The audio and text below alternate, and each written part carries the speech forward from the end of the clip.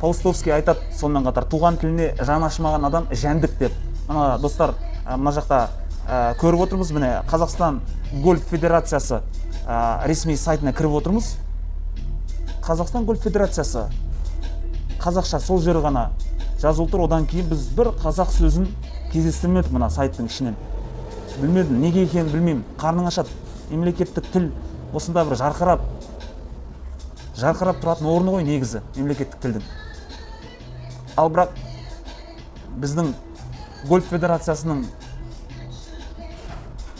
қызметкерлері мемлекеттік тілді менсінбейтін сияқты. Мына қарап отырсақ арнайы сайттарына. Бұл кісілермен жақсылап тұрып бір сөйлесу керек.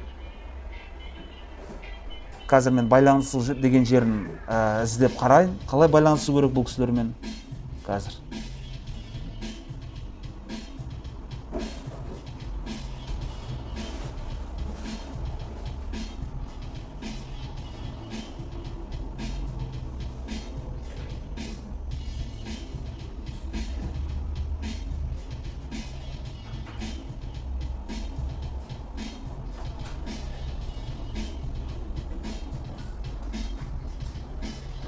Мінекей Астанада екен, бұл кісілер Алматыда да бар екен ғой. Мінекей.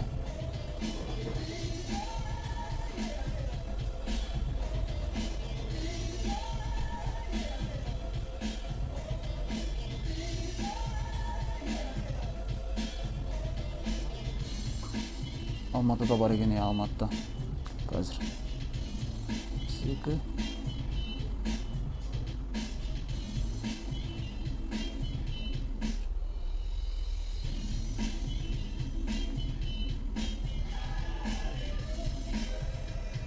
Бармайды оның жерге.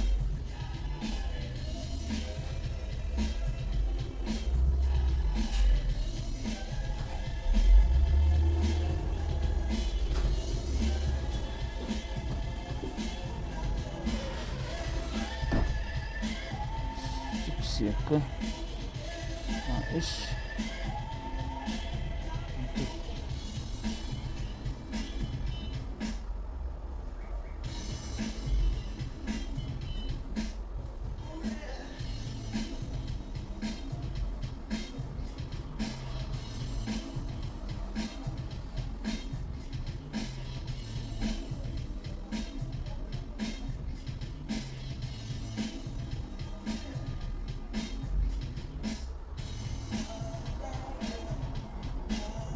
Міне достар, жұмыс күні хабарласып тұрмыз, көтермейді. Гольф федерациясы көтермейді. Әрине бізді көріп отырса сәлемдеме жеткізгіміз келеді. Мынау мемлекеттік тіл жанашыры ретінде, тіл сақшысы ретінде сіздерден сұрайтынымыз сайттарыңызға мемлекеттік тілді енгізсеңіздер дұрыс болар еді. Мен мысалы түсінбеуім мүмкін, мұнда көптеген хабарламалар бар екен өзге тілде. Мен оларды түсінбеуім мүмкін. Келіп, мемлекеттік тілді іздедім, қай жерден қандай хабарлама көрсем болады, оқысам болады деп, бірақ өкінішке орай мен таппадым.